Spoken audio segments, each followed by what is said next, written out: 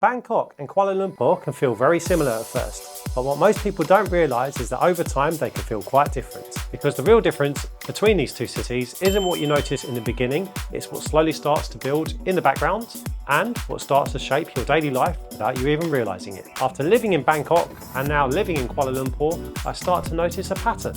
In this video today, I'll break down what actually changes over time and why that ends up affecting your lifestyle more than you think. Okay, my friends, so I wanted to start the video today by giving some real life insight into my experience here of being in Bangkok and Kuala Lumpur. Both cities are fantastic places. They have a real wide range of entertainment options, lifestyle options, and offer a really high quality of life.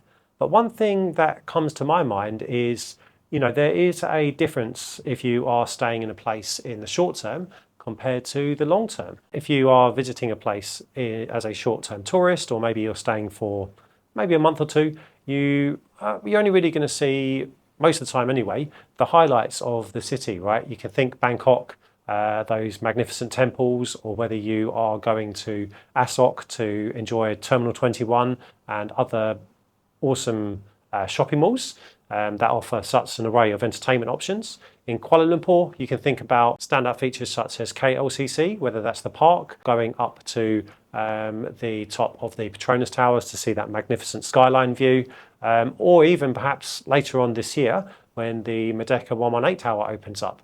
That's quite a sight to behold as well, with the second highest building in the world. And when you land in either of these cities, there's some similarities. You arrive, you get your boots on the ground, so to speak, and it can really feel like an upgrade, whether that's the place feeling more convenient, more exciting, or getting more bang for your buck. This is something that you can certainly feel in both locations. With Bangkok, there's a wide range of examples here that we can think about, right, that make the city feel exciting and convenient to access, right? Whether we're thinking about the BTS line that goes along the spine of Sukhumvit Road, going between Asok and maybe all the way up to On and beyond.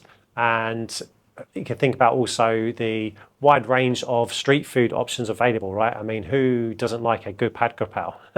There's a wide range of rooftop bars available, whether you want to go for some high-end dining, or if you want to go to enjoy a magnificent view over the city from maybe somewhere like Octave or Above 11. And with Kuala Lumpur, as soon as you land at the KLIA airport, you have that kind of smooth transition into the city centre, right? If you want to get the KLIA Express, or if you want to get a Grab or Bolt taxi, you'll be able to realise and recognise that the roads are super smooth leading into the city. And you can also think about world-class shopping malls with Pavilion shopping mall, and also the fairly newly built TRX shopping mall, which I did a video in previously. If you want to check that out, I'll link that in the description.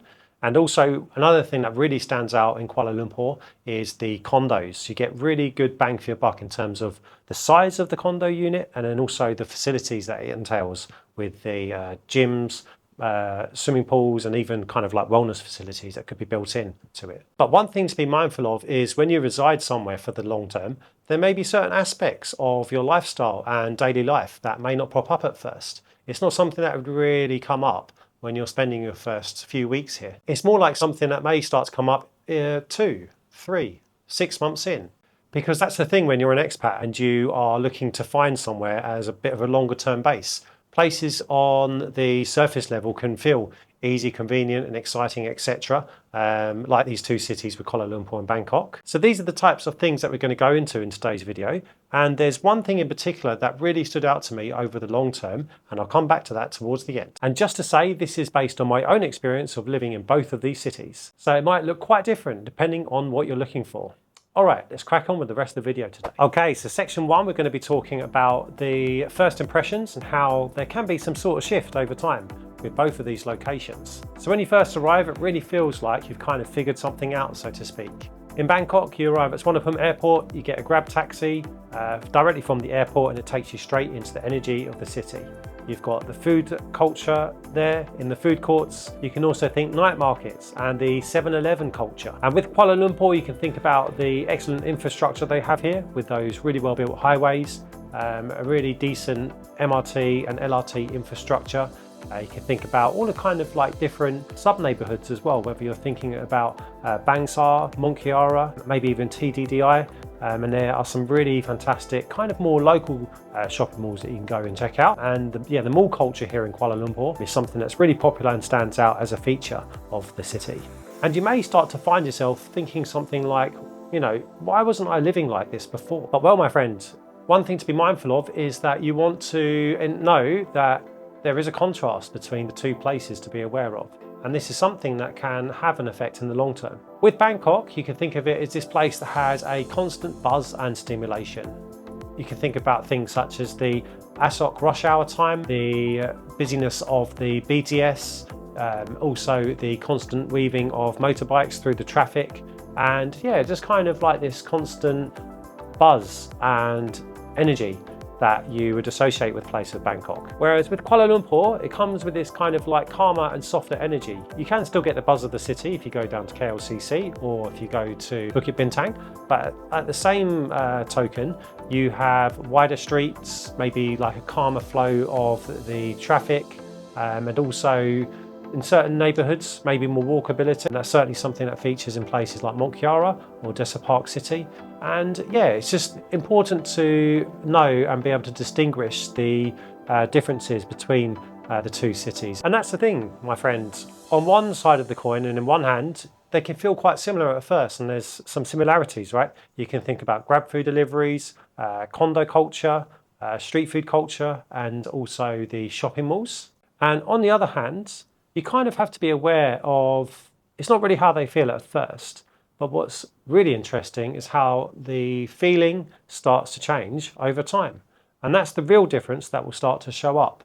This idea about the contrast between the two places, being aware of them, and then how that can potentially affect your day-to-day living if you are choosing either Bangkok or Kuala Lumpur as a place to live in the long term. And by the way, if you're into this kind of like lived-in, day-to-day living aspect of life here in Southeast Asia, then feel free to subscribe and tap the notification bell, because that's what this channel is all about.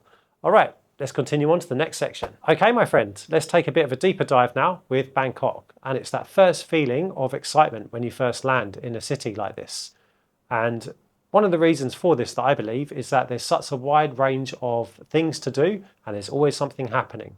One of the key reasons for that is because Bangkok has such a wide variety of different places that you can go to explore within the city.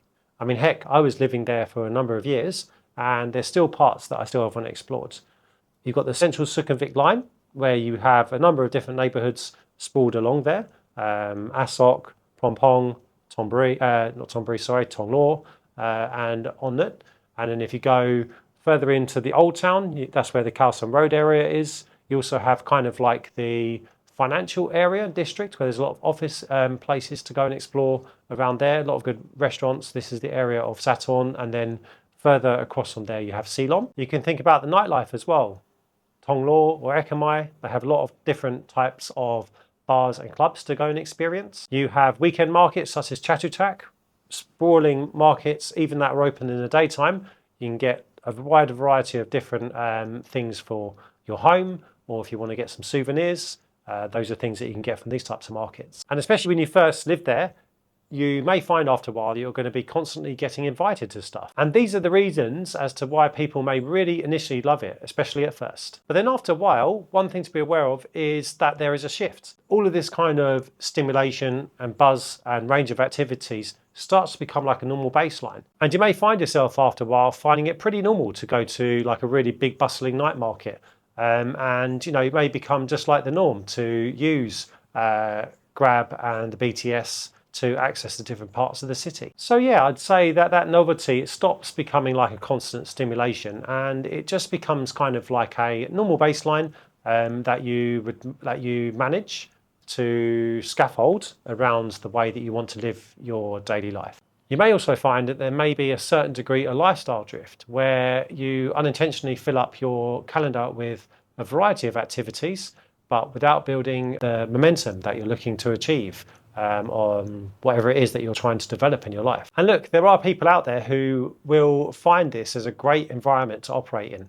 They thrive off the constant buzz and stimulation, And as a result, they feel like they are very productive and are managing to work on the projects and to develop the things that they are working on in their life. And look, my friend, this is a gradual shift. It's not something that will just kind of prop up all at once, but it's something that I would say is incremental, starting from being in Bangkok for a few weeks, then building up over the months and months that you are residing there long term. With Kuala Lumpur, there are some contrasts that may start to arise over time.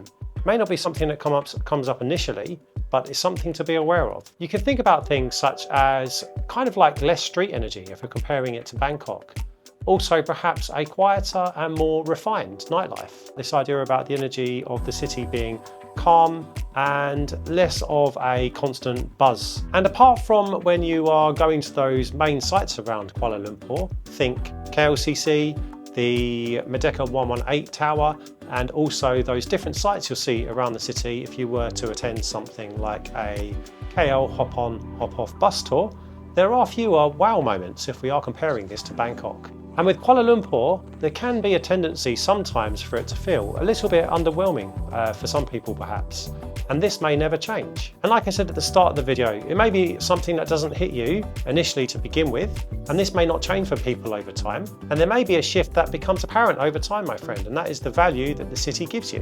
Good value for money, excellent healthcare options, and great infrastructure throughout the city that's well organised and offers you a high quality of life. The one thing to be aware of here is that it may at first, initially anyway, be less obvious. However, it's something that becomes a consistent feature of the city over the long term. And if we're thinking about practical examples here, we can think about the ease of the city.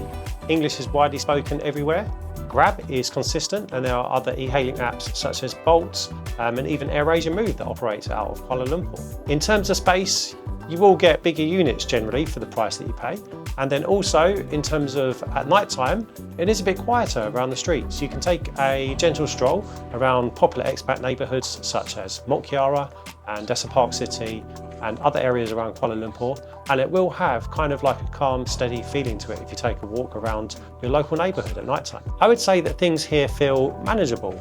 I find myself usually in terms of frequency using the same places within the same neighbourhoods, and that creates a consistency if we're talking about daily, weekly, monthly lifestyle. But one thing to be mindful of here is that if you do prefer a place that has a bit more spontaneity and a bit more of a dynamic feel to it, it may feel a little quiet here. But for me, I find that Kuala Lumpur is a fantastic base to have. It's the type of place that doesn't really reveal itself straight away, so to speak, but it does it gradually and incrementally over time. And it's certainly grown on me, and it's a place that I have developed a great lifestyle so far, and a place that I will continue to base myself in and try and optimize my lifestyle for the life that I have here. So my friend, what is the real shift that you start to experience here once you've spent time in either of these locations? Well, the cities, they don't change, but your experiences of them is what does. You can think about Bangkok, it optimizes intensity. So much going on, and you can pick and choose which activities you want to get involved in and how you can structure your lifestyle. Kuala Lumpur, on the other hand, is a place that rewards stability and building structure. Bangkok, my friend, is the type of city that you might find yourself saying yes to more consistently. You can think of it as a type of place that offers a faster pace, it's more reactive, it's more social, and there's just generally more things going on. Kuala Lumpur, on the other hand, is that type of place that has a kind of a bit more structure going on. It has a calmer and softer pace to it, and it's a place where you might find yourself doing things more intentionally. And I would say the crux of this is that when I find myself living in either Bangkok or Kuala Lumpur, I find myself just making minor adjustments to my routine to match the pace and the way the city operates. And I would say neither of them is better or worse. They just are these types of places that shape your life a little bit differently depending on how you want to optimize your lifestyle. What becomes apparent and clear over time? And we can start by checking in about the social side of things. I would say with Bangkok, it feels perhaps that it's a bit easier to meet people, but there is a higher turnover of people coming like kind of through the city. It feels a little bit more transient, and some people might like that kind of dynamic feel of always meeting new people in different places and different locations. With Kuala Lumpur, on the other hand, it can take a little bit more time initially, but over the long term, you will find that you'll get more stability in terms of the social relationships that you build. Next, we can think about money. And before we speak about the contrast between the two, both places are excellent options in terms of cost of living, if you live like a local type of lifestyle. If you dine the majority of the time at the local restaurants and do your own grocery shopping, then that's really going to help you in both locations. Also, if you're using the public transport most of the time, with the odd taxi here or there, then that's really going to help you as well with your long-term expenses. And also in terms of entertainment, using the local parks, going to the local shopping malls to perhaps go to the cinema, or maybe go down to the 10-pin bowling alley. If you live a lifestyle like that in both of these locations, then they're both good options. However, there are some differences between the two to be aware of. Bangkok, on one hand, I'd say there's more of a tendency for lifestyle creep. What I mean by that is you can find yourself doing perhaps more regular things on a day-to-day and weekly basis, which can add up over time. And the nights out, they can add up over time, maybe going out for more dinners or going to the bars or the nightlife. Those things can add up if you don't keep a tab on it. And some people this really appeals to, going out and about a lot more, whether it's in the daytime or the nighttime, because Bangkok offers great options for this. Kuala Lumpur, on the other hand, I would say that it feels a little bit more structured in terms of the way that I've led my lifestyle, and kind of a little bit less impulsive. And don't get me wrong, all of those options are still there. Whether you want to go out in the daytime to Pavilion Mall, or if you want to go to Surya and KLCC, or TRX, or if you want to go to Bangsar Village 1 and 2, or if you want to head out and go to the parks, whether that's KLCC Park, or if you want to go to the Botanical Garden. Or in terms of nightlife, you've got the Bar Street in Bukit Bintang, or you can go to Trek, I believe it's called, TREC, where they have a variety of different nightlife establishments. So those options, they are still there, but I would say they're kind of in like different pockets of the city.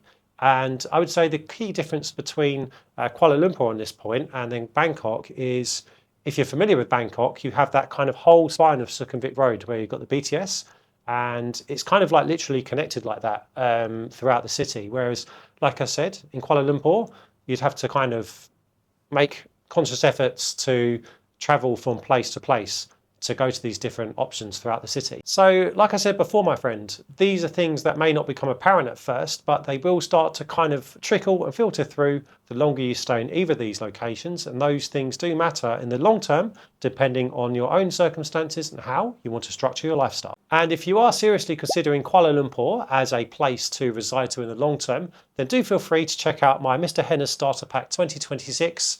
It's in the description below, and in there it will give you a bit of an oversight of how to kind of set up your life here in Kuala Lumpur to begin with, and kind of like the things to expect and to plan for when you first move here. So like I said, I've linked it down below. It's completely free to download if you're interested in moving to Kuala Lumpur. So my friends, by now hopefully you're starting to see the contrast between these two places and how they play out over the long term.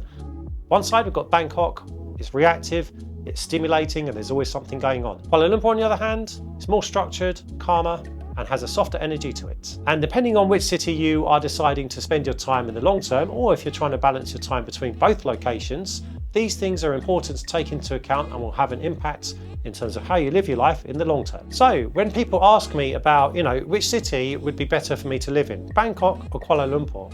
Well, my friend, what I would say is give each place a chance, and it may take longer than you think to kind of decide which one or how you want to balance your time between these two locations if you're thinking about splitting your time between both. For example, you may visit Kuala Lumpur for the first time, spend even more than a couple of weeks here, you may even spend a month here, and you might find it underwhelming, but maybe the second time or the third time that you go, it might start to click, and vice versa. On the other side with Bangkok, you may find it a bit too stimulating at first. Maybe it's the neighbourhood you're in, maybe it's the vibe that you're going there at that time of the year, but after your second, third or fourth visit, it may be somewhere that starts to grow on you after a while, and it might be something and a place that you want to consider moving to in the long term.